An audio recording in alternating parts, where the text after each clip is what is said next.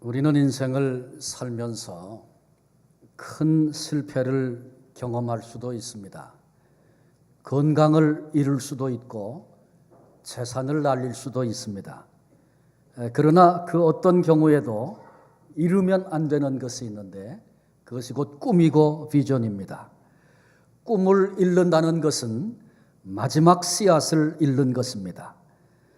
단 하나의 씨가 뿌려져도 30이 되고 60이 되고 100이 되는 것, 그것이 씨앗입니다.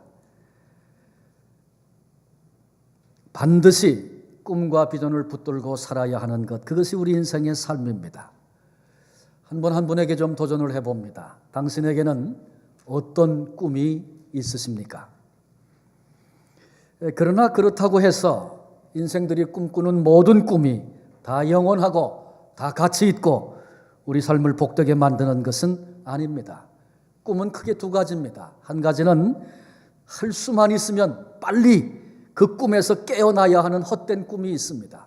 그런데 평생 그 꿈을 못 버리고 평생을 헛된 꿈만 끄다가 그렇게 멸망하는 사람들도 얼마든지 많이 있습니다. 그런가 하면 반드시 마음에 품고 키워가며 꼭 이루어내야 할 참된 꿈이 있습니다. 그렇다면 헛된 꿈과 참된 꿈의 그 차이는, 그것을 결정하는 것은 과연 무엇일까요? 그것은 그 꿈이 어디서부터 왔느냐라고 하는 데에 달려 있습니다. 다시 바꿔 얘기하면 꿈과 하나님과 어떤 관계가 있느냐, 그것이 문제입니다. 내 안에서 생겨진 꿈이 있습니다. 내가 이루어내고 싶고 내가 완성해보고 싶고 내가 해보고 싶은 그런 꿈들이 있습니다. 성경은 우리 인생을 절대 타락한 자로 얘기하죠. 그래서 내 안에서 생겨진 꿈은 결국은 내 것이고 거기에는 욕망이 담겨 있고 그런 것입니다. 그 형태와 모양이 그럴듯해 보이고 다른 사람을 위한 것 같아도 나로부터 시작된 꿈은 그런 것들을 낳을 수밖에 없습니다. 그러나 또 다른 꿈이 있는데 그것은 하나님이 우리에게 주신 꿈입니다. 위로부터 임한 꿈입니다. 그 꿈이 성경적인 비전이고 성경적인 꿈입니다. 그러니까 하나님이 보시는 대로 나도 보는 것입니다. 하나님이 보여주시는 대로 그렇게 보는 것입니다. 개인만 아니라 교회도 마찬가지입니다. 이 땅의 교회들이 우리가 지혜를 모으고 또 생각과 의견을 모아서 이것이 가장 가치 있는 일이다 결정을 하고 그리고 그 일에 우리의 모든 정열과 힘을 다 쏟는 것, 그것이 굉장히 합리적이고 바르게 느껴집니다. 그러나 교회가 진정으로 품어야 할 꿈과 비전은 우리가 거수를 하고 의견을 모으고 집합해서 그래서 하는 것이 아니고 주님께서 우리를 통해서 이 땅의 교회들을 통해서 반드시 이루기를 원하시는 것이 무엇인가, 그것을 살피고 그것을 깨닫고 그것을 우리도 보고 그것을 소중히 여기고 붙잡고 나아가야 하는 것입니다. 2013년 한 해가 다 갔고 이제 새로운 2014년 새 아침이 밝았습니다. 첫 예배를 드리면서 온 교회와 함께 우리 교회가 가진 비전을 다시 정리하고 함께 같은 꿈을 꾸고 같은 비전을 가지고 달려가려고 합니다.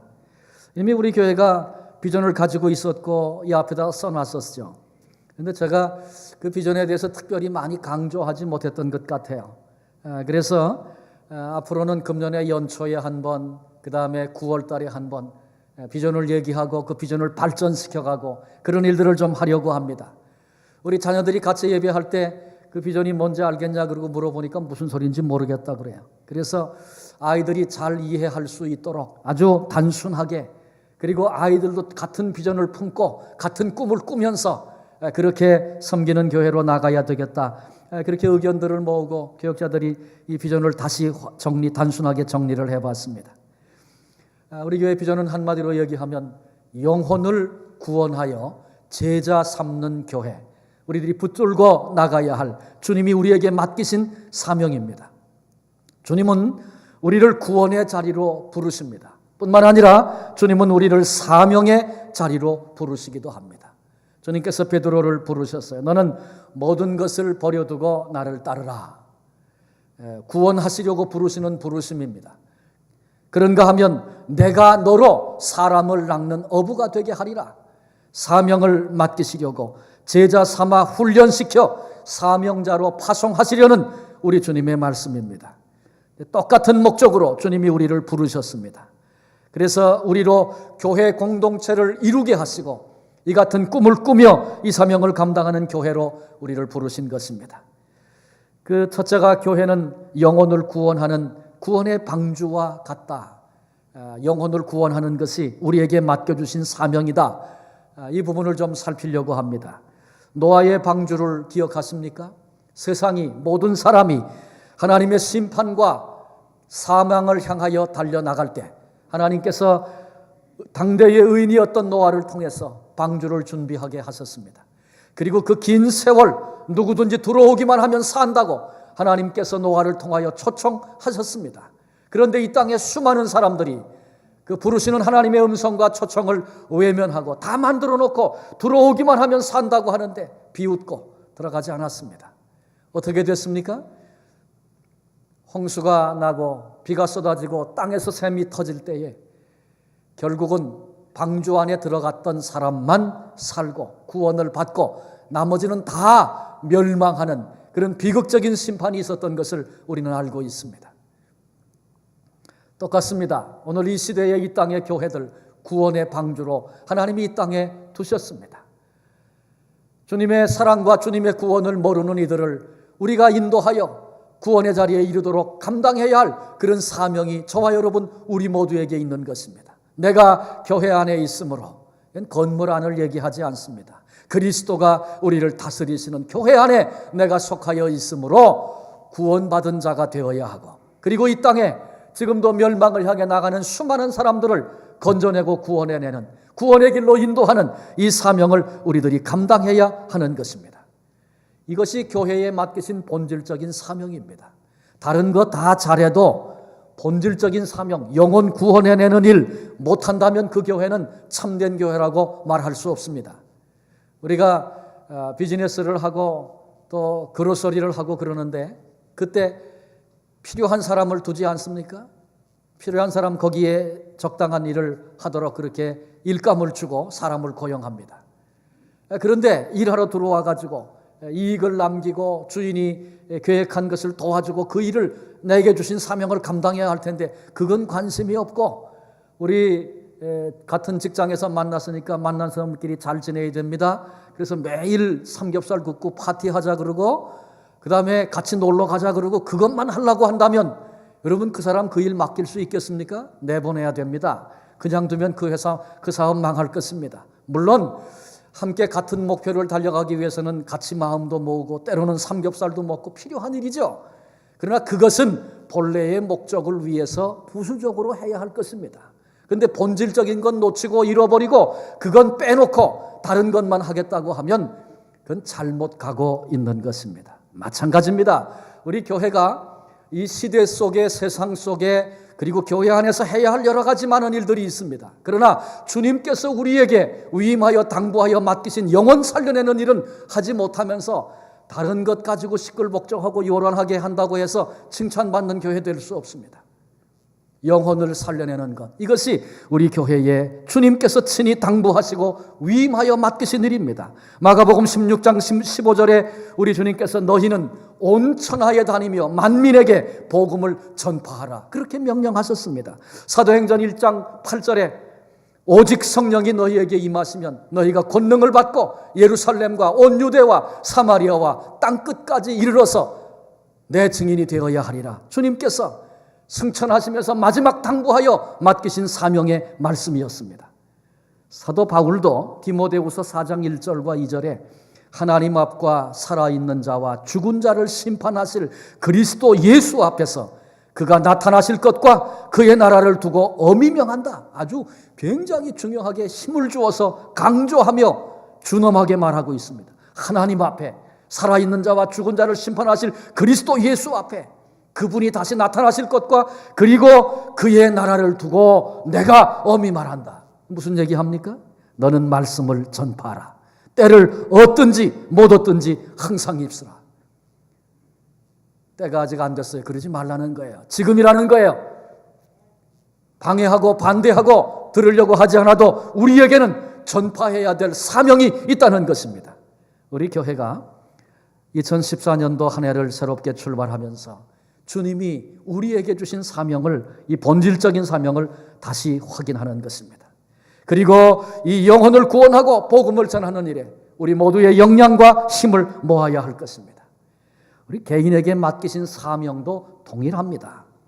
주님께서 달란트의 비유를 말씀하셨습니다. 주인이 떠나면서 종들에게 5달란트, 2달란트, 1달란트 맡기고 갔습니다. 근데 주인이 왜 맡겼습니까? 맡긴 이유와 목적이 있었습니다. 그건 뭐냐 하면 이익을 많이 남기라는 것입니다. 그것 때문에 맡기셨습니다. 이것이 주인의 뜻이었습니다.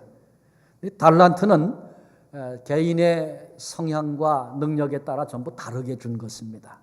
그래서 은사, 재주, 건강, 기회, 우리에게 주신 가정, 자녀, 이 모든 것이 다 달란트입니다. 생명도 달란트입니다. 주님이 우리에게 지금 맡겨주신 것입니다. 무엇 때문에? 이익을 많이 남기라고. 이익 남기라고 우리에게 맡기셨어요. 그러면 우리가 남겨야 할 이익은 무엇입니까? 무슨 이익을 남기라고 우리에게 생명도 주시고 건강도 주시고 은사도 주시고 기회도 주시고 그런 것입니까? 노래 잘하는 그 은사죠. 오늘도 찬양대가 찬양을 했는데 그 은사입니다. 노래 잘하는 사람에게 이익을 남겨라. 그건 뭐예요? 독창회를 한 10번쯤은 해야 된다. 그런 말씀을 하시는 것입니까?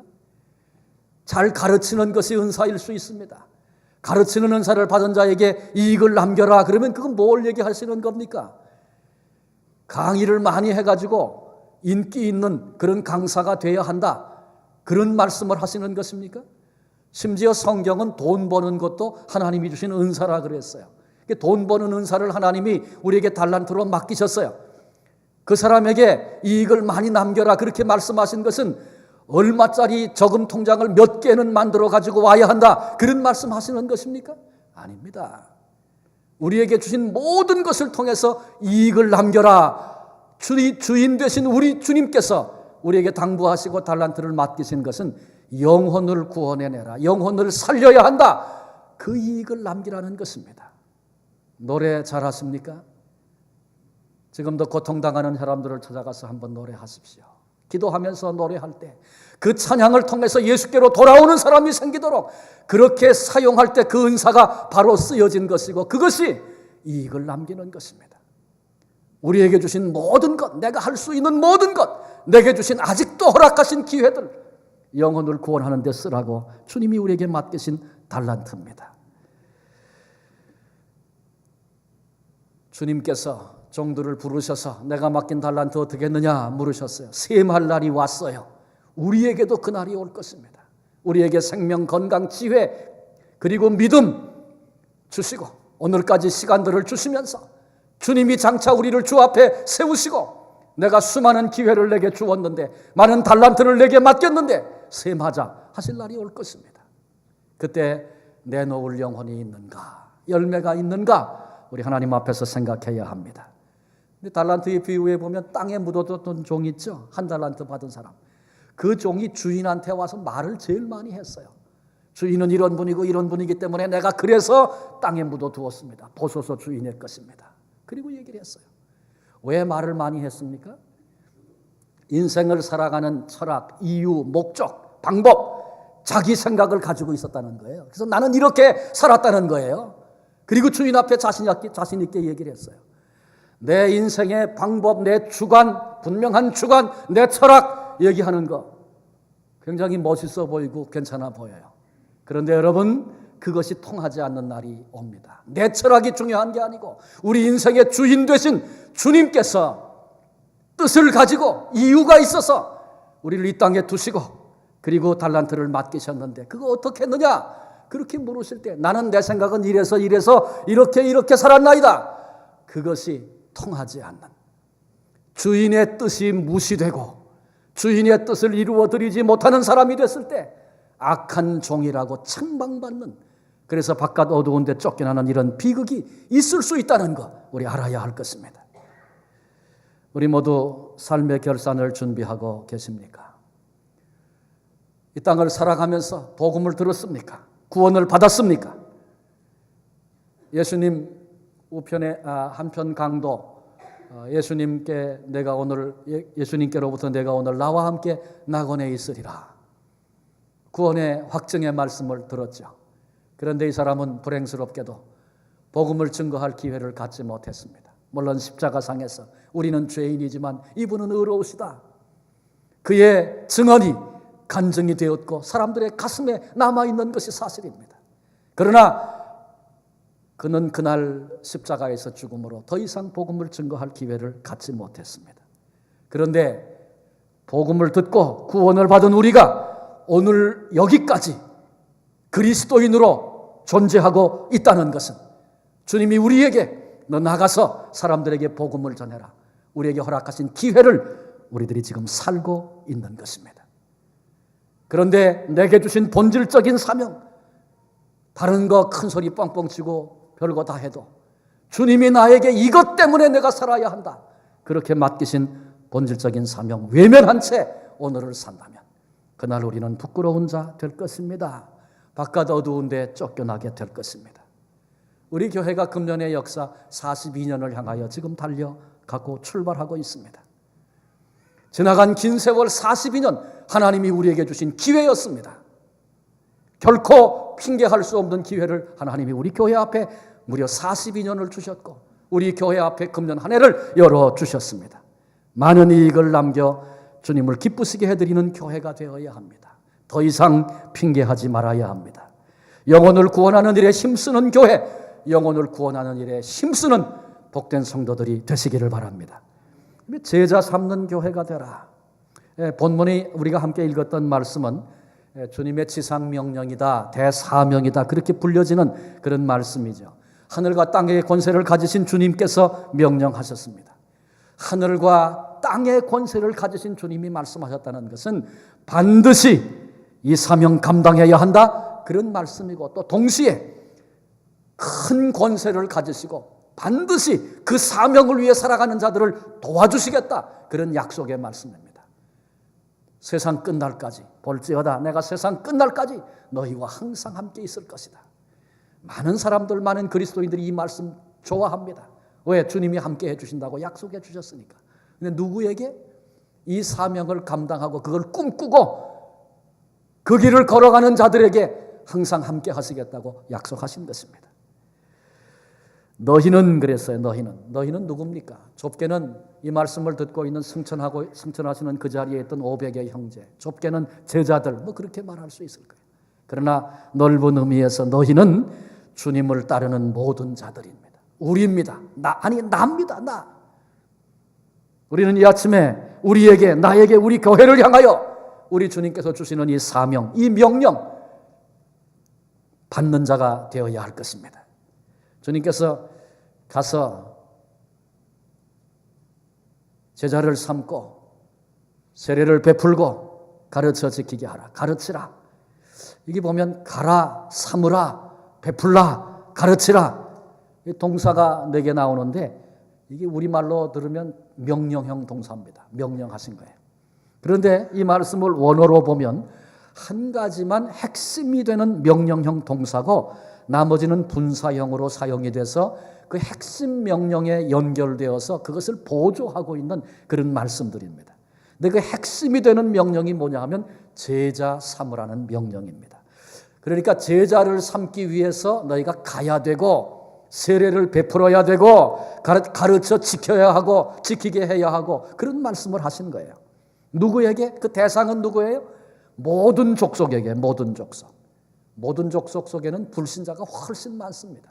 제자는 우리가 신자들을 훈련시켜가지고 제자화한다 그런 말 많이 하는데 더 성숙한 신앙으로 우리가 훈련받는 건 나쁜 거 아닙니다. 좋은 것이고 필요한 것이지만 이 본질적인 제자를 삼으라는 명령과는 맞지 않는 겁니다.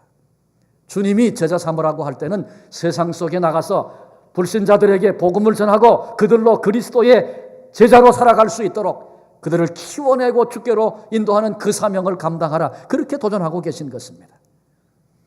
여러분, 여기 계신 우리 모두가 다 그리스도인들입니다.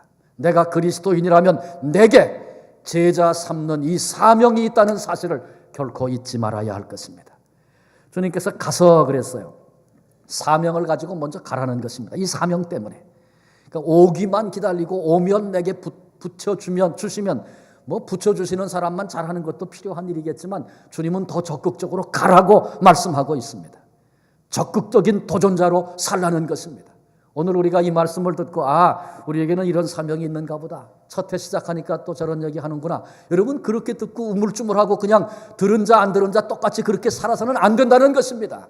주님이 이 명령을 주시고 적극적으로 그 일을 위해서 일어나 가라고 우리에게 명령하고 계십니다. 전도하러 가려면 일부러 시간 내야 합니다. 관심 가져야 합니다. 사랑해야 합니다. 단기 선교도 가려면 생애 일부 가기 위해 시간을 들이라는 것입니다. 희생하고 헌신해야 된다는 것입니다. 오늘 내가 가지고 있는 것 안주하지 말라, 그런 말씀입니다. 단지 내게 주신 것 지키다가 다시 주님 만나면 그건 비극적인 생애입니다. 예수님이 베드로 만나셨을 때 예수님께서 베드로 축복해 주시고 물고기 많이 잡아라, 그리고 하나님께 기도해 주고 축복해 주고 끝났습니까? 아니에요.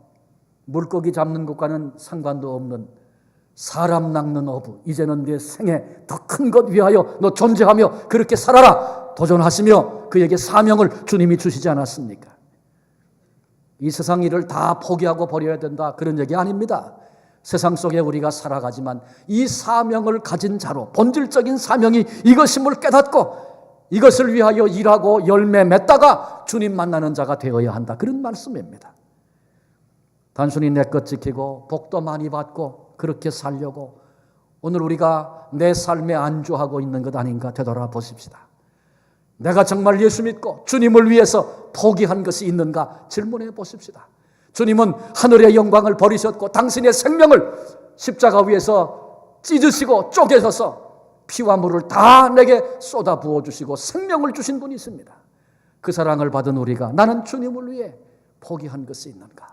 아무것도 포기하지 않은 채 그냥 내가 좋은 그리스도인이라고 생각하며 그렇게 속아 살고 있는 것은 아닌가 점검해 봐야 합니다. 기억하십시오. 교회는 단순히 천국 대기소가 되어서는 안 됩니다. 은혜 받고 참 사람들 사랑하고 좋습니다. 요새 내가 만족하고 있습니다. 여러분 교회 와서 은혜 받는 거 귀한 일입니다. 성도 간의 사랑을 나누는 거 복된 것입니다. 그러나 그것이 전부 다라면 그 사람은 이기주의자입니다. 범죄하고 있는 것입니다. 왜 은혜를 주셨습니까? 왜 좋은 사랑을 경험하게 하셨습니까? 내가 복음을 듣고 예수 믿게 되었다면 내게 복음이 오기까지 희생하고 헌신하고 심지어는 생명을 준 사람들이 있었기 때문에 오늘 내가 복음을 듣게 되고 예수 믿게 된 것입니다. 내가 예수님의 사랑을, 십자가의 사랑을 알게 됐고 믿게 되었는데 지금 이 순간에도 내 주변에 수많은 사람들이 그냥 버려두면 다 지옥으로 떨어질 그런 사람들이 수없이 내 곁을 지나가고 있는데 요새 난 참 행복해요. 너무 좋아요. 분위기 좋아요. 이러고 산다면 이거는 죄악인 것입니다.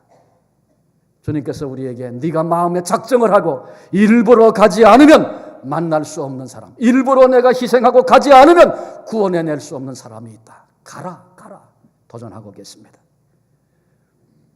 세례를 베풀라. 가서 우리는 예수 믿는 사람, 너희는 세상 사람, 멸망받을 사람 딱 선 긋고 만나면 백날 가도 소용없습니다. 가서 우리가 그들을 전도하고 인도해내려면 그들과 같이 되어야 되지요. 그들처럼 낮아져야 되지요. 그들 속에 들어가야 하지요. 그래서 거기에는 희생과 섬김이 필요합니다. 좋은 신뢰관계와 교제가 일어나도록 해야 합니다. 그러나 그것으로 끝나면 안 됩니다. 가서 그 사람들과 똑같이 되었더라. 그러면 망한 거예요. 예수님께서 하늘의 영광을 버리시고 혈과 육을 입으시고 우리처럼 비천한 자로 이 땅에 오셨습니다. 똑같이 돼서 오셨습니다. 어린아기로 태어나서 젖을 먹어야 되고 기저귀를 차야 되고 우리가 성장하는 그 과정을 다 친히 겪으셨습니다. 그러나 주님이 우리와 똑같이 그냥 돼버리고 마셨습니까? 아닙니다. 우리와 같이 낮아지셨을 뿐만 아니라 마침내 우리를 거룩한 자리로 끌어올리는, 하나님의 자녀로 끌어올리는, 그리고 우리를 형제라 부르기를 부끄러워 아니하시는 그런 역사, 이 주님이 이루신 것 아닙니까? 우리도 마찬가지입니다. 낮아져야 되고 그들과 같이 되어야 하지만 동시에 우리는 그들에게 내가 그리스도인임을 알려야 되고 내가 믿는 예수님을 소개해야 되고, 그래서 주님은 너희는 세상의 소금이다 그러셨어요. 소금은 두 가지를 잘해야 합니다. 한 가지는 잘 녹아야 합니다. 녹지 않고 그냥 있으면 소금 소용없습니다. 그냥 덩어리 그냥 소금일 뿐이죠. 녹는 거 잘해야 돼요. 그 속에 불신자 속에 세상 속에 녹아 들어가는 거 우리가 해야 할 일입니다. 동시에 녹기만 잘하고 맛을 잃어버리면 그 쓸모없는 겁니다. 맛을 잃지 말아야 됩니다. 역할을 감당해야 합니다. 사명입니다. 그래서 우리가 불신자들 세상 속에 들어가 교제하고 신뢰관계를 형성하고 그들을 사랑으로 섬김으로 인정을 받고 직장 속에서 만나는 사람들 속에서 그 일을 해야 할 사명이 있고, 그 다음에는 내가 그리스도인 것 드러내야 합니다. 그래서 마침내 예수님을 소개하고 그들도 내가 믿는 예수님 영접하게 하고 신앙 고백하고 세례를 받을 수 있도록 거기까지 인도하는 것, 그것이 제자 삼는 일이다. 그 일을 감당해라, 그렇게 말씀하시는 것입니다. 우리가 불신자를 교회에 한번 데리고 오는 거 필요한 일입니다. 한번 와서 예배하면서 성령님이 역사하기를 기대하고, 그래서 그걸 우리가 전도라고 얘기합니다. 그러나 주님은 거기서 끝나셔서는 안 된다 말씀하시는 거예요. 신앙 고백하고 세례를 받기까지, 제자 되기까지 정말 해산의 수고를 감당하는 그런 사명자들이 되어라 말씀하고 계십니다. 그 다음에 가르쳐 지키게 하라. 불신자를 제자로 삼으려면 우리가 잘 가르치고 그들로 따라오고 지키도록 만들어야 되는데, 그때 써야 될 도구가 있는데 그게 뭐냐 하면 그것은 내 말이나 내 철학이 아닙니다. 우리에게 분부하신 우리 주님의 말씀을 가르쳐야 하는 것입니다. 여러분, 말씀이 생명이고 그리고 능력입니다. 말씀이 개인 심령 속에 떨어지고 들어가면 생명을 얻게 되고 변화가 일어나고 성장하게 됩니다. 가정의 말씀이 임하면 그렇고 한 민족과 한 도시의 말씀이 임하면 그런 역사가 시작됩니다.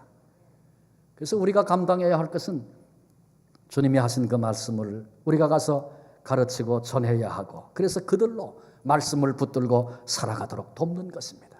이제 우리는 주님의 말씀 내가 아는 대로 내가 경험한 대로 받은 대로 가서 전하면 역사는 주님이 하시는 거예요. 그 말씀의 생명과 능력을 주셔서 회복이 일어나고 변화가 생기고 인생이 달라지는 그런 일들을 경험하게 되고, 그래서 하나님 앞에 감격하도록 되어 있는 것입니다.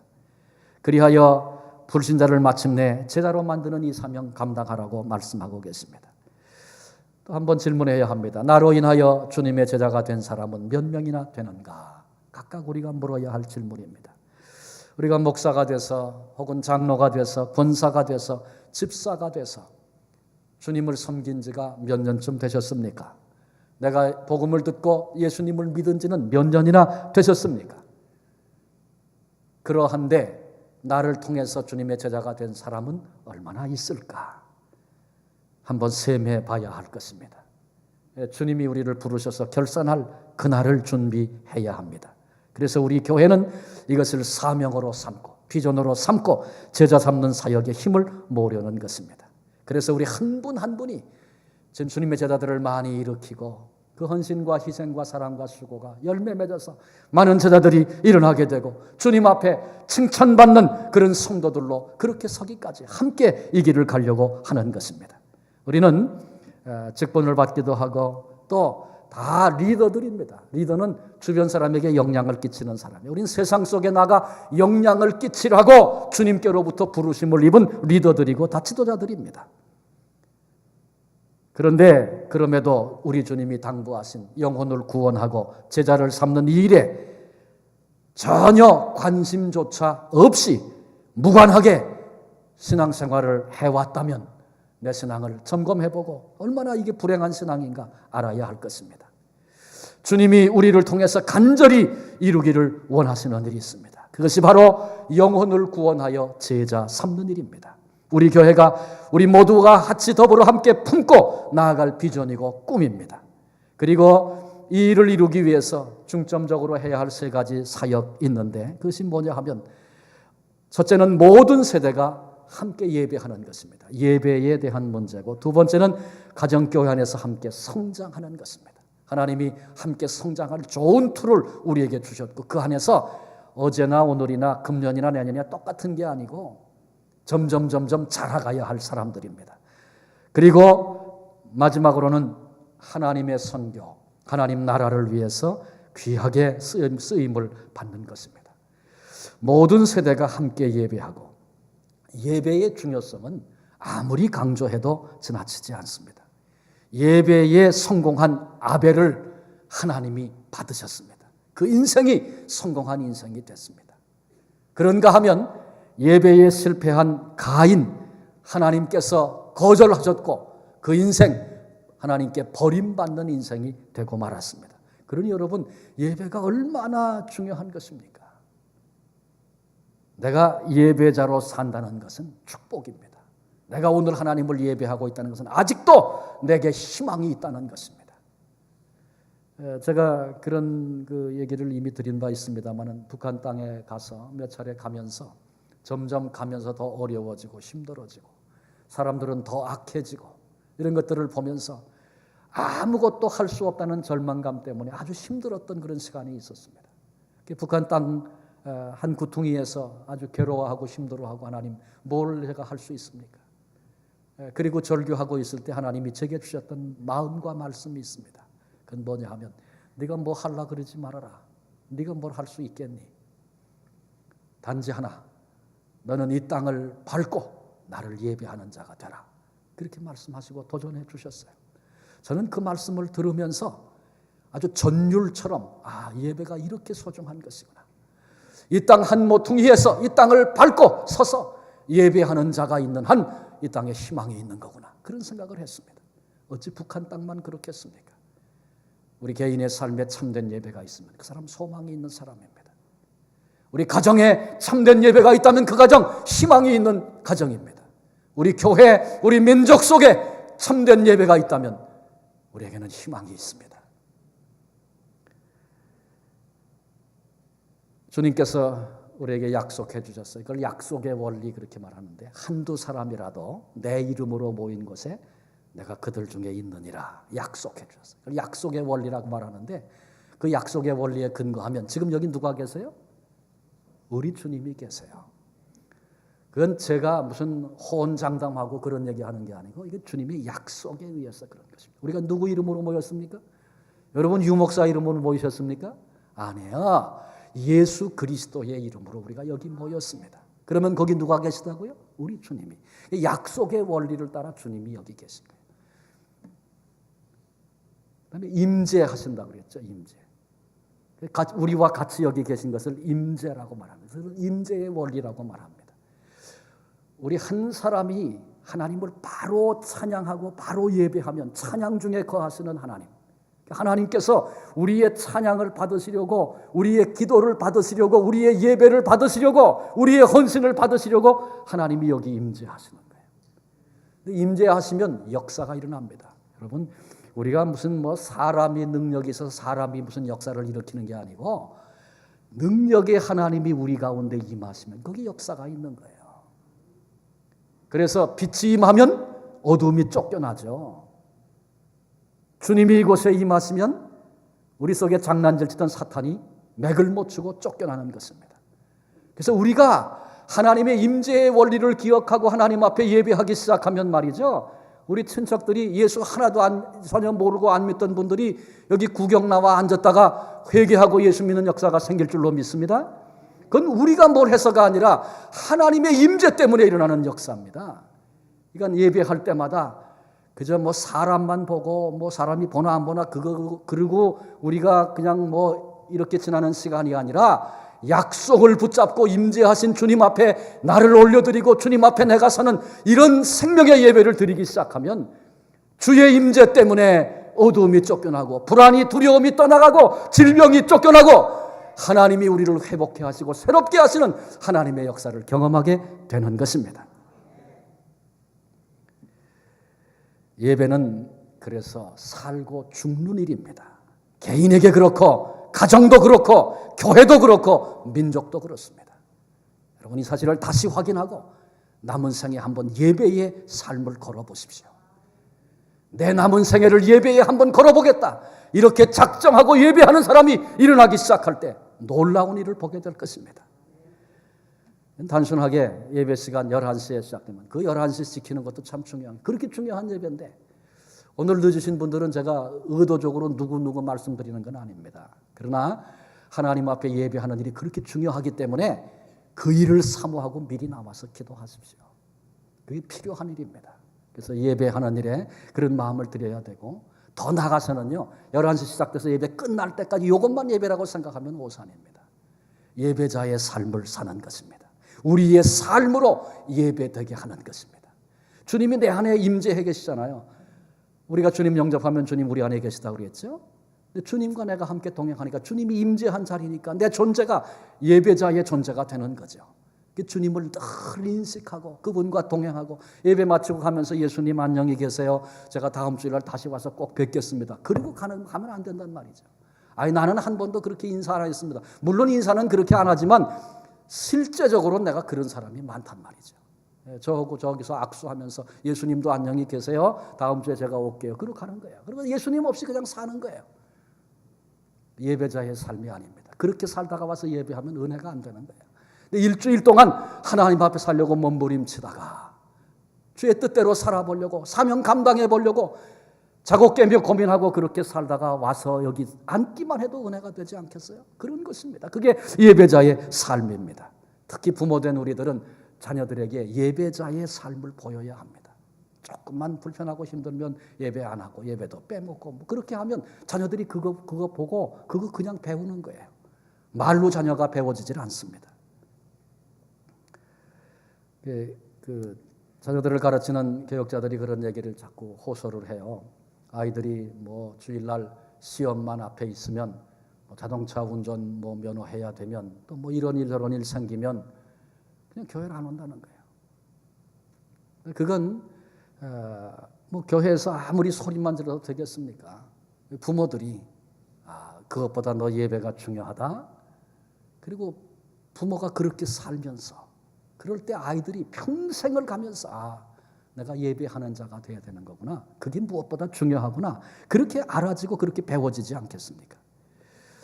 이스라엘 유대인들이 얼마나 그 역사 속에 고난을 많이 겪었습니까? 근데 그 유대인들이 그런 고백을 해요.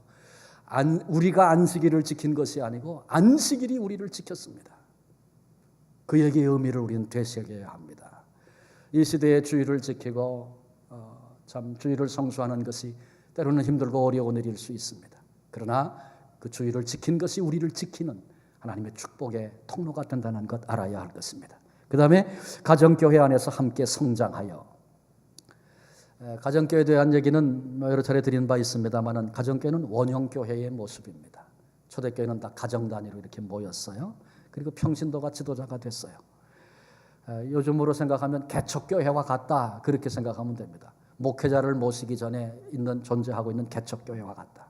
그래서 이 개척교회는요, 그 멤버 한 사람 한 사람이 교회의 전통을 세우고 교회의 미래를 결정하는 주역들입니다. 그래서 목장이 중요한 거예요. 목원들의 사명이 그렇게 귀한 거예요. 그래서 그 안에서 함께 주님을 섬기면서 같이 성장해 가는 것입니다. 제자 훈련은 지식적인 성경 공부가 아닙니다. 삶을 통해서 배우는 겁니다. 옛날에 그 성지에 가보니까 옛날 신자들, 초기 신자들이 신앙생활한 것을 알겠더라고요. 그래서 배웠는데 뭐냐 하면 교회에 그림이 있어요. 그래서 뭐 마태복음 예수님이 탄생한 얘기, 뭐 이런 무리를 걸으신 얘기, 그러니까 예수님의 생애 그림이 쭉 벽에서부터 시작해서 천장에까지 쭉 이렇게 다 꽉 차 있어요.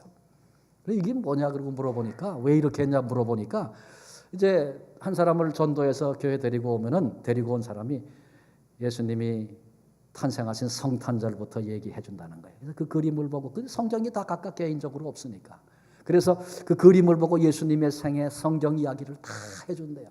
그러면 하루에 요만큼씩 그 다음에 또 요만큼 하면 그 말씀을 들으면서 말씀 안에 변화가 일어나서 그분이 주님의 제자가 된다는 거예요. 그렇게 가르친다는 거죠. 그러면 그렇게 훈련받은, 그렇게 전도를 받고 예수님을 영접한 사람이 자기가 또 다른 사람 데려가 자기가 다른 사람에게 배웠던 대로 또 그렇게 해준다는 거야. 여러분, 이게 제자 삼는 그런 그 원리입니다. 원리. 근데 이것을 우리가 그 가정교회인 목장 안에서 이런 일들을 함께 할 수 있는 거예요. 뭐 기도 못해도 괜찮아요. 우리끼리 다 가족이니까 몇 사람 앉아서 기도해보는 거예요. 또 오늘 이렇게 만나게 해주셔서 감사합니다. 그 한마디도 좋아요. 그렇게 시작하는 거예요. 그러면서 기도는 이렇게 하는구나. 또 같이 문제가 생겼을 때 씨름하다가 주님이 도우신 걸 한번 경험하고 나면 그 목장 식구들이 문제가 생기면 이렇게 푸는 거구나. 같이 배우는 겁니다. 그리고 자라가는 것입니다. 특히 우리 부모님들이 자녀들을 그렇게 양육하는 일을 또 해야 됩니다. 우리 이번에 이제 큐티 하면서 자녀들도 같이 하기로 했잖아요. 그래서 일주일에 적어도 한 번은 이제 예배하자 이렇게 또 제가 이제 소개도 앞으로 드리고 그런 운동을 같이 해나갈 건데 아이들 큐티하고 같은 주제를 가지고 큐티하고 일주일에 한 번쯤은 같이 예배하는 겁니다. 그리고 부모가 우리가 다 제자를 만들어야 될 사명을 가진 사람들인데 내 자녀를 먼저 제자 만드는 거 참 필요한 거예요. 근데 그 자녀를 제자 만드는 일은 그냥 내가 뭐 잔소리하고 훈련시켜서 하는 게 아니라 하나님의 말씀으로 같이 말씀을 나누면서 그들이 주님의 제자가 되는 걸 우리 눈으로 보는 것이죠. 그래서 이런 일들이 이제 그 목장 안에서 우리가 함께 경험하게 되는 것입니다. 주님과 동행하는 삶, 이것을 우리 아주 그 동행이라는 게 굉장히 중요한 신앙의 주제 가운데 하나인데 우리가 이렇게 지금 오늘도 예배 여럿이 같이 모여서 아까 반갑다고 인사도 했지만 그러나 오늘 돌아가면 한 번도 눈도 안 마주치고 돌아간 사람이 훨씬 더 많을 겁니다. 악수하고 그런 분보다. 그래서 같이 이렇게 모이면 그런 삶을 나누고 동행하는 것을 우리가 깊이 할 수가 없어요.